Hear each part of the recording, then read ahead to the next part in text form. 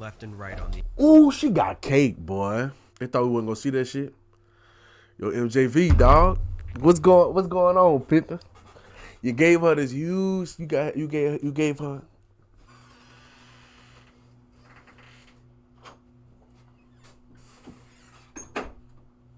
Listen, I apologize. Where have you been, man? It's been like 2 weeks. Listen, all right. Just. I don't want to listen, bro. Right, I'm here. Come on, man. I'm here now. Come on, dog. I promise. I won't do it again.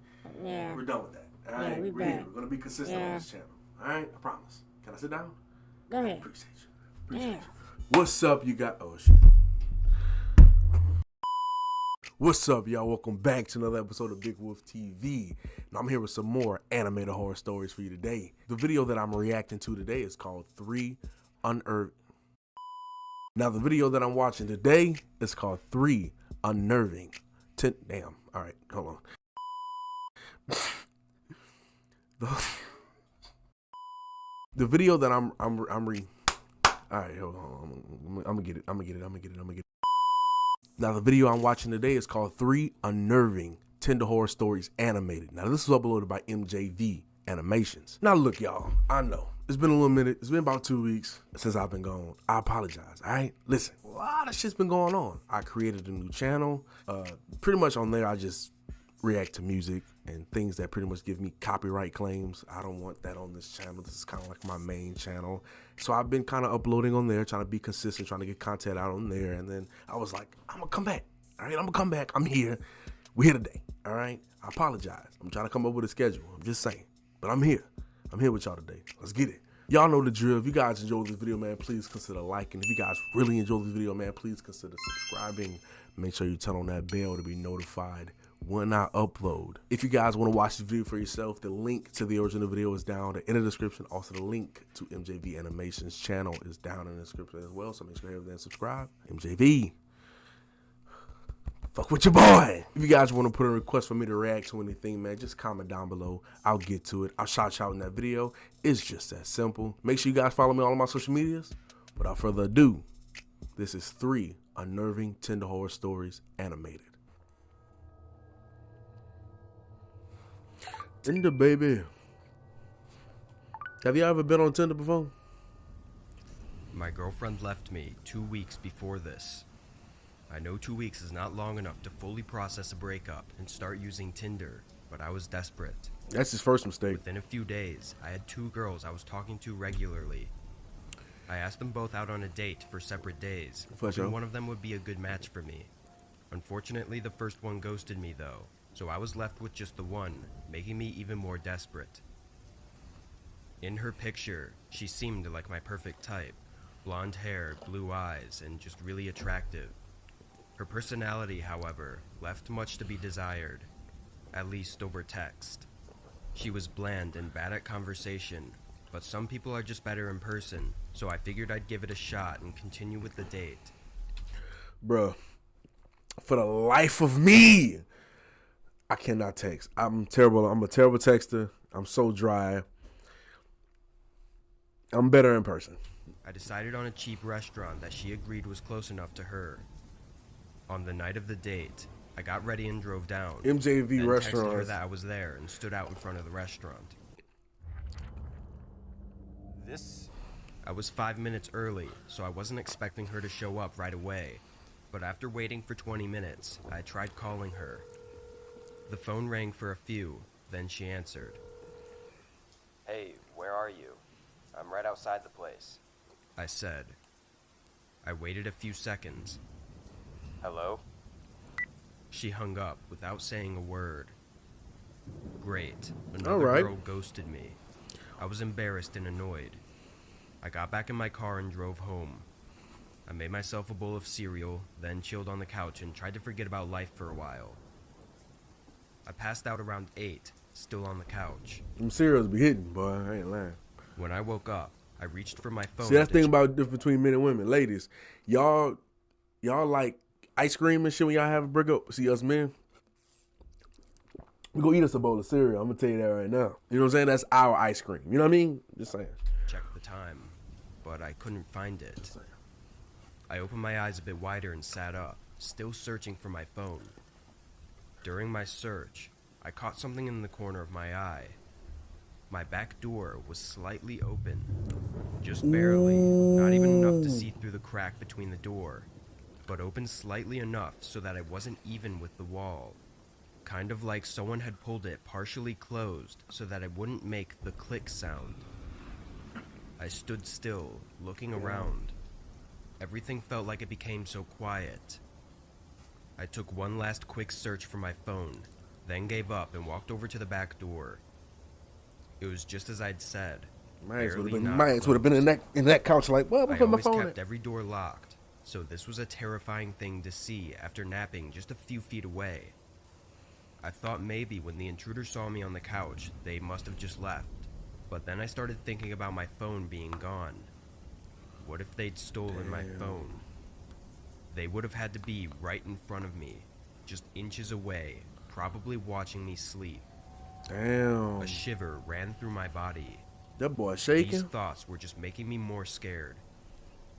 I pushed the door shut and locked it, praying that whoever it was had already left. I then walked around the first floor. It's that girl from Tinder. But not finding anything worth noting. But it might not be a girl. Then I went upstairs, which for some reason had me more scared. I walked down the hallway, looking in each room before I got to my bedroom. I looked around the room, under the bed, everywhere. No signs of anyone. I stepped back into the hall, closing the door. I just thought to myself how creepy this was and tried to think of the best way to contact the police without my phone. But then I heard something. How you gonna contact the police? Ooh. Quiet, soft breathing, echoing inside the closet behind me. I froze. The longer I stood there, the more horrified I was. Man, I wouldn't be standing right there, for the bro. stairs. Know what I'm saying? I'd have been jetted. There was a gas station at the end of the block, so I ran all the way there and got them to call the police. By the time everything was settled, nobody was in my home anymore. My phone was still missing, but that was the only thing that was gone. My account was backed up though, so it wasn't too hard to get a new phone and transfer all of my apps and data. Oh, he got money, huh? A few weeks later though, I went back on Tinder, and that's when I started putting pieces together. The girl that ghosted me and creepily answered my phone call no longer existed. I thought that it would actually be possible for them to have gone to the restaurant, but instead of meeting me, followed me home. Damn, okay, As to why okay. they took my phone, I'm not sure. The only reason I can really think of is so that I couldn't call the police or show them their account. There's still a lot that doesn't make sense though. Yeah. Like why they only took my phone, and what they were doing in my house. I was thinking the same thing. Like, what the fuck was they doing?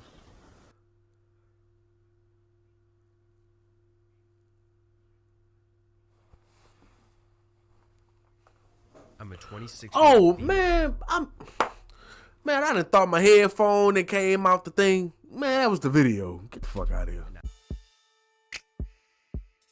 At the time, I was 23 and in college.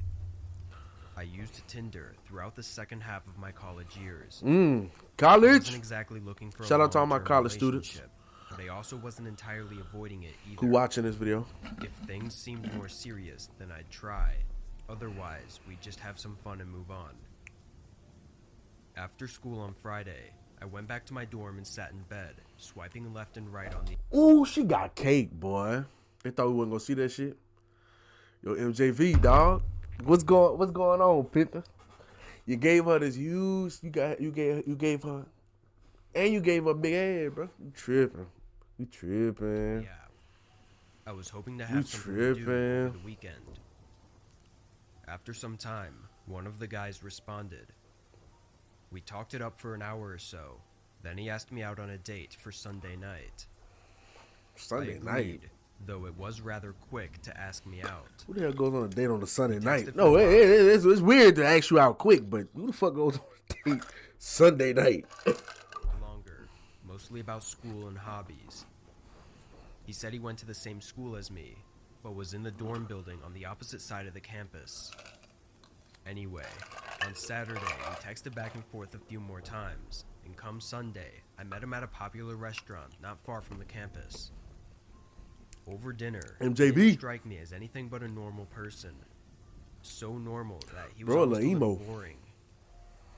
I found him attractive though, and thought he was maybe holding back on a lot due to just meeting me.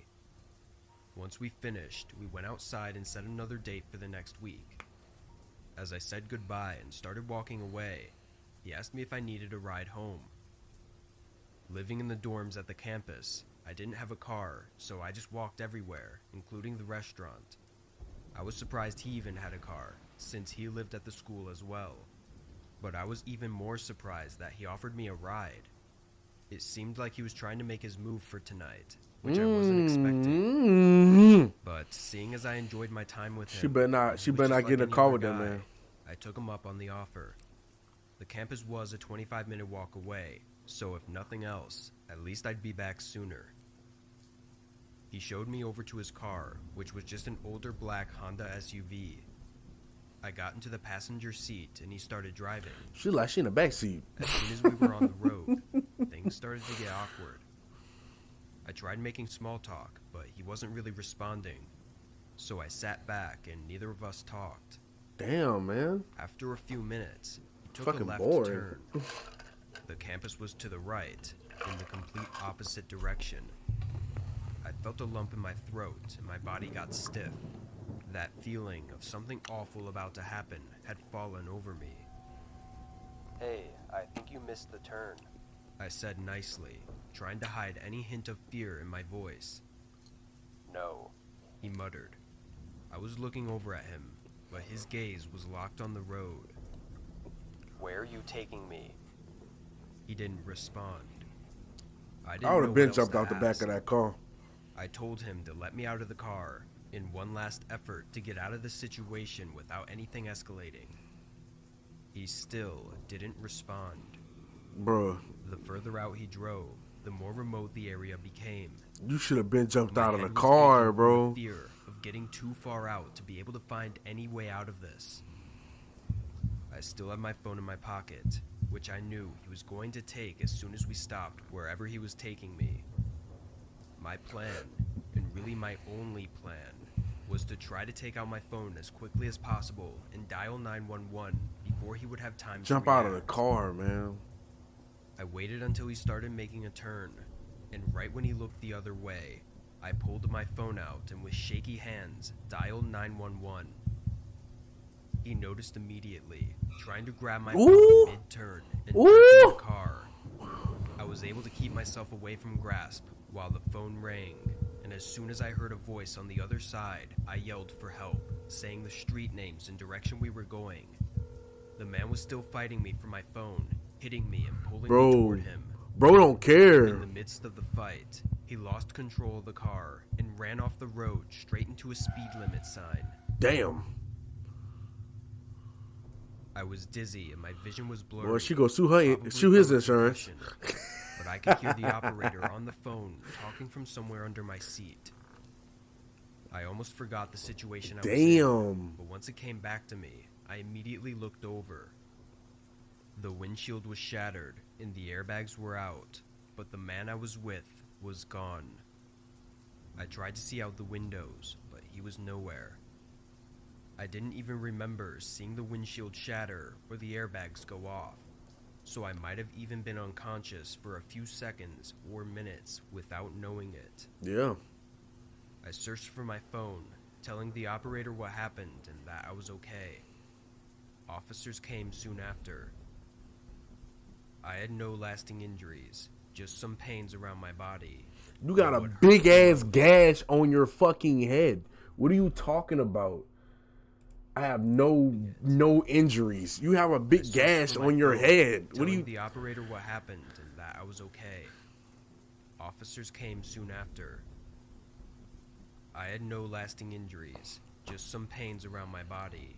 But what hurts the most is that I was so sure they would catch the man, having his name, description, and license plate. But I was wrong. The car was stolen the day before, which was probably why he abandoned it after the crash. His name was likely fake, although it was a really generic name anyway, and his Tinder account was removed. So, all they have is a description of what he looked like. I should have been more careful. Yeah. And I definitely have been ever since. What he planned on doing with me is something too awful for me to even think about. Yeah. I just really hope that he's not Get off of Tinder. Trying to do the same thing to someone else. Ooh, now why you smiling like that? Get out of here. Name is John on Tinder. He was kind and well-spoken, and we had gone on 4 or 5 dates before he invited me over to his home. I'd known him for almost a month and was ready for this next step to start dating outside of the public scene. I drove over to his house at 6:30, where he said he would have a nice homemade dinner ready for us. Driving up to his house, there were 2 cars in the driveway. I never asked if he had roommates or anything, so I thought maybe that's what this was. I didn't see it as a bad thing, but just something that he should have told me before coming over. Facts.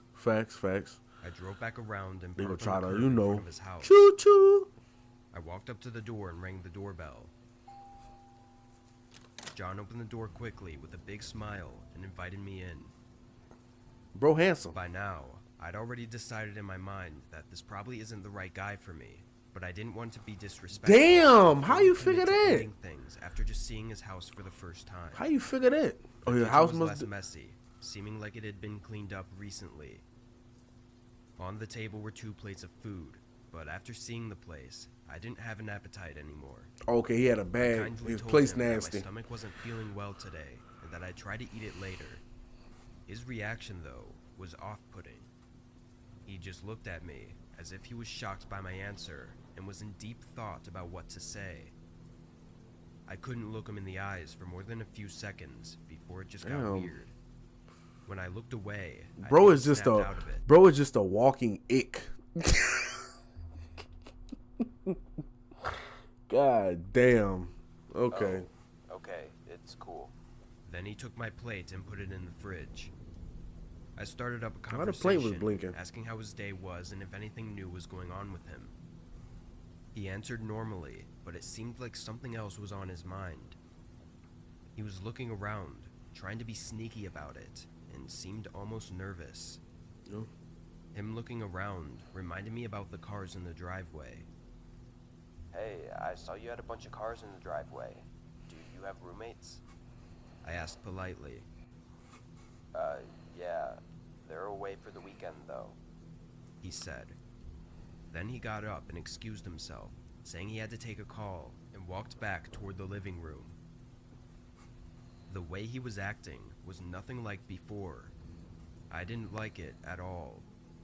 I heard him softly talking on the phone for 30 seconds. You got He came chance. back You and got set his chance phone after down chance on to the get out table. of there, bro. Sorry. He said, sitting down. I smiled, but it was getting hard to fake it. I didn't really feel safe or comfortable in his house, so I knew I needed to leave. Yeah. He was looking around again, and I was just trying to get the courage to tell him that I was going to go, until a thump came from upstairs. Ooh, Lord. Right when it sounded, John looked directly at me, as if checking whether or not I heard it. Give me a second. He got up and quickly walked up the stairs, and just a moment later, Okay, the leave. phone that was still sitting on the table lit up. Leave. Normally I wouldn't snoop on someone's business like that, but I felt justified given this whole ordeal. I stood up and leaned over, seeing it was a text from a number that wasn't saved as a name. The text was short, reading, "Do you have her yet?" I sat in a panic for a Ooh. second, trying to wrap my head around Oh, the text shit. before I heard footsteps coming back down the stairs. I sprinted out the front door. Get as outta the here. Footsteps were quickly coming behind me from inside the house. Oh shit. I got in my car and floored it out of the neighborhood. I took some time Okay. to calm down as I sat in my car in my driveway. Then I called the police. I didn't know if there was something going on or not, but I don't feel like I was in the wrong for believing there was. Why would he lie about nobody being Why would he home? run after you like What that? was that text supposed to mean?